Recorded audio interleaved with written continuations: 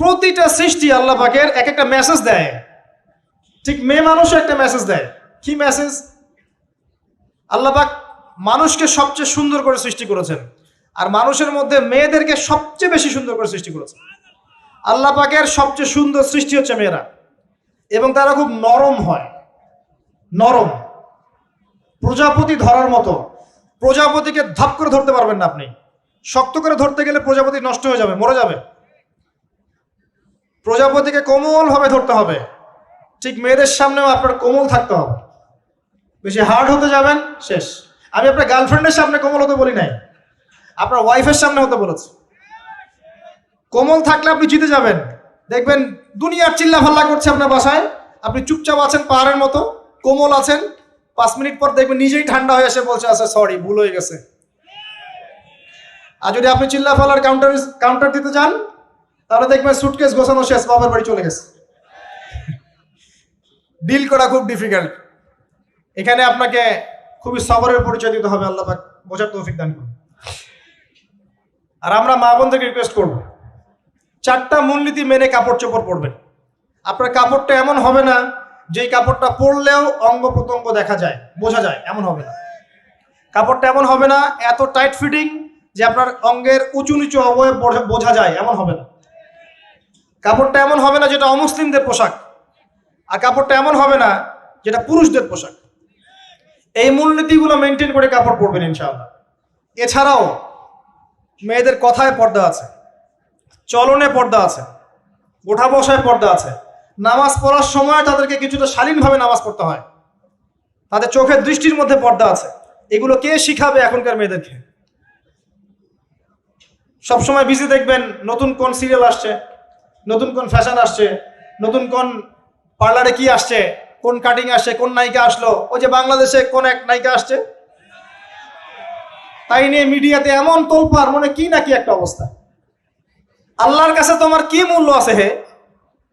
আল্লাহর কাছে তোমাদের কি মূল্য আছে? তোমরা কি 5 ওয়াক্ত নামাজ পড়ো? তোমরা কি পর্দা করো? তোমাদের মধ্যে হায়াবোধ কিছু আছে? তোমরা মানুষকে ভালো কিছু শেখাও, সমাজকে ভালো কিছু দাও, শালীন কিছু দাও। আল্লাহর কাছে তোমাদের কি মূল্য আছে? নবী সাল্লাল্লাহু আলাইহি ওয়াসাল্লাম তো জাহান্নাম দেখে সেই কথাটাই বলেছেন, আমি জাহান্নাম দেখে আসলাম, সেখানে বেশিরভাগ অধিবাসী হচ্ছে মেয়ে, নারী। কি কারণ? তারা এমন কাপড় চোপড় পরে বাইরে ঘুরতো যেই কাপড় পরেও তারা নগ্ন থাকতো। আমি কি ব্যাখ্যা করতে হবে? আপনি দেখতে পারেন না? এবং তারা স্বামীর সাথে কুফরি করত। সারা জীবন স্বামী যদি তাদের ভরণ পোষণ দেয়, ভালোবাসে, মহব্বত করে, তাদের জন্য জীবনটা ক্ষয় করে ফেলে, এক পর্যায়ে গিয়ে বলবে সারাটা জীবন তোমার কাছে কিছুই পাইলাম না। বাস্তব। এগুলোর কারণে মেয়েরা বেশি বেশি জাহান্নামে যাবে। এবং তারা মানুষ মারা গেলে মাতম করে, বুক পিঠ চাপড়ায়, এই কারণে যাবে। এবং তর্ক লাগলে অভিশাপ দেয় বেশি, এই কারণে যাবে। আল্লাহ পাক আমাদের মা বোনদেরকে হেফাজত করুন। তবে একটা হাদিস আছে সুসংবাদের। নবী সাল্লাল্লাহু আলাইহি ওয়াসাল্লাম বলেছেন, একজন নারী যদি 4টা কাজ করতে পারেন, জান্নাতের যে কোনো দরজা দিয়ে ইচ্ছা প্রবেশ করতে পারবেন। 1 নাম্বার 5 ওয়াক্ত নামাজ, 2 নাম্বার রমজান মাসে সওম, 3 নাম্বার আপনার লজ্জাস্থানের হেফাজত অর্থাৎ খাস পর্দা, এবং 4 নাম্বার আপনার স্বামীর আনুগত্য। ফ্যামিনিস্ট আকীদার মেয়ে হলে আনুগত্যকে দাসত্ব মনে করে, স্বামীর আনুগত্যকে তারা দাসত্ব মনে করে। স্বামী কে? স্বামীর সম্মান বোঝেন আপনি? স্বামী কে? যার ব্যাপারে নবী সাল্লাল্লাহু আলাইহি ওয়াসাল্লাম বলেছেন, আমি যদি আল্লাহ ছাড়া অন্য কাউকে সেজদা করতে বলতাম, তাহলে মেয়েদেরকে বলতাম তারা যেন স্বামীদেরকে সেজদা করে। আপনাকে আমি কিভাবে বুঝাবো স্বামী কে, স্বামীর মর্যাদা কোথায়? এগুলো কি ইসলাম মেয়েদেরকে ডমিনেট করছে এগুলো দিয়ে? কেন? এই স্বামী আপনার জন্য সারাটা জীবন ক্ষয় করে ফেলে। একটা চোর পর্যন্ত, একটা চোর, একটা করাপ্টেড মানুষ, দুর্নীতিগ্রস্ত মানুষ, সে চুরি করে, দুর্নীতি করে এনে বাচ্চাকে খাওয়ায়। একটা ধর্ষক পর্যন্ত ওর মেয়েকে আদর করে। পুরুষ মানুষ কি জিনিস কেমন করে বুঝবেন? সারাটা জীবন ক্ষয় করে ফেলায়। যদি আপনি তার আনুগত্য করেন, তার সামনে সুন্দর মতো থাকেন, তার কথার সাথে তর্ক না করেন, ভালোবাসা দিয়ে থাকেন, আপনার জন্য সে জীবন দিতে প্রস্তুত থাকবে। এরকম পুরুষ মানুষ। আপনাদেরকে কেউ চোখ তুলে তাকালে চোখ তুলে ফেলাবে, এরকম পুরুষ মানুষ।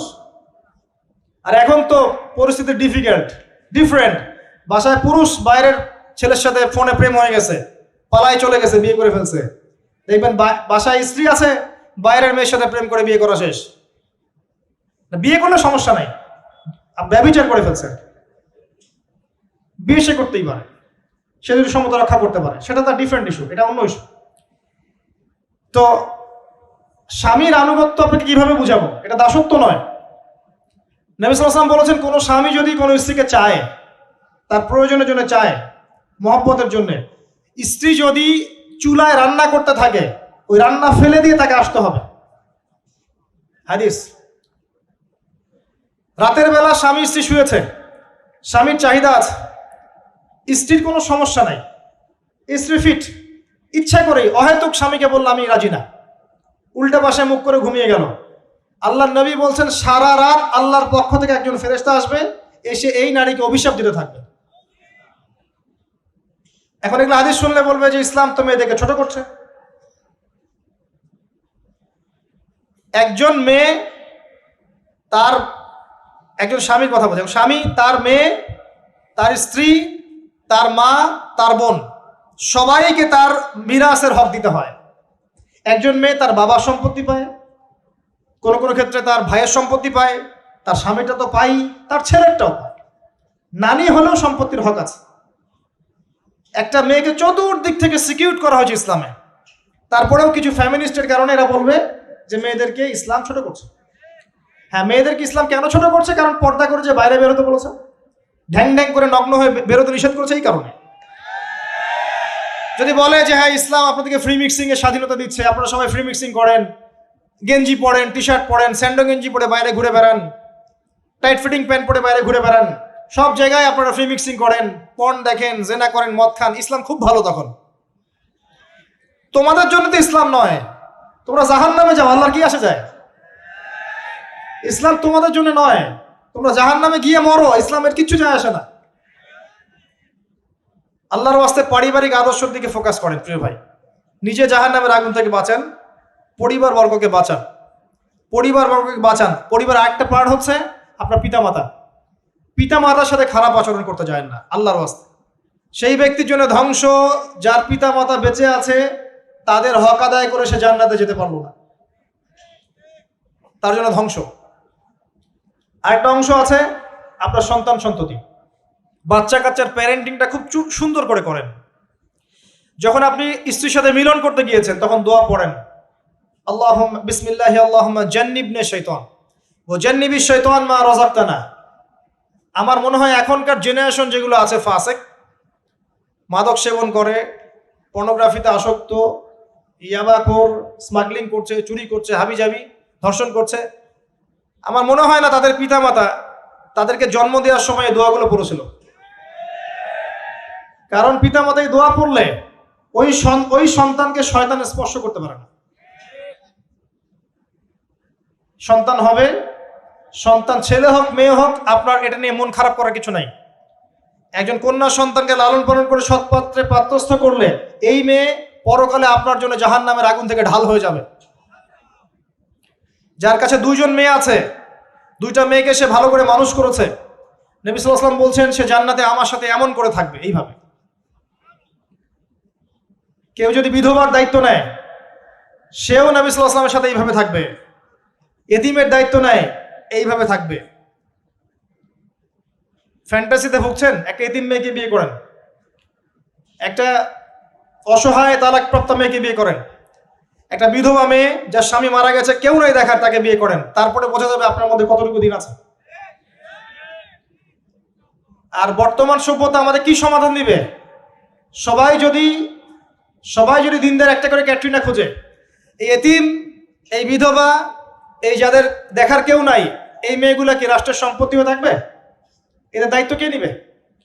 পুরুষরা যদি দায়িত্ব না নেয়, কে দায়িত্ব নিবে? এখন কেউ যদি ওদের দায়িত্ব নিতে যায়, তখন তাকে আবার খারাপভাবে উপস্থাপন করা হয়, এই ব্যক্তির মনে হয় চরিত্র খারাপ। কিন্তু এদিকে বাইরে 10টা জেনা করে বেড়াচ্ছে, কোনো সমস্যা নাই, এগুলো উস্কায়। এইসব জাহেলদের জন্য ইসলাম নয়। ইসলামের প্রতিটা বেসিক ফান্ডামেন্টাল মানবতার কল্যাণের জন্যই। এগুলোকে ফরজ করা হয়নি, আপনি নফল, আপনার সামর্থ্য থাকলে আপনি করতে পারেন, না করলে কোনো সমস্যা নাই। কেউ যদি করে, যে ইসলাম পরিপূর্ণরূপে পালন করার চেষ্টা করছে, এটার উপর আমল করার চেষ্টা করছে, তাহলে আপনি তাকে ক্রিটিসাইজ করছেন কেন? কি সমস্যা আপনার? আরেকটা পার্ট হচ্ছে সন্তান সন্ততি। বাচ্চা কাচ্চাকে ছোটবেলা থেকেই মানুষ করতে হবে এমন ভাবে যাতে করে বড় হয়ে এরা এই উম্মার খালিদ এবং ওমর হতে পারে। বাচ্চা ছোট ছোট বাচ্চাকে আপনি ভালো খাবার দেন, ভালো খাবার দেন, মায়ের স্নেহ দেন, বাবা মার সাথে রাখেন, একটু গ্রাম্য পরিবেশে নিয়ে গিয়ে তাকে বড় করেন। কেন বলছে কথা? এখানে পরিবেশ সুন্দর থাকবে, সে দৌড়াবে ধুলার মধ্যে, মাঠের মধ্যে খেলবে, সুন্দর ভাষা শিখবে। এরপর তাকে ভালো প্রতিষ্ঠানে পড়ান।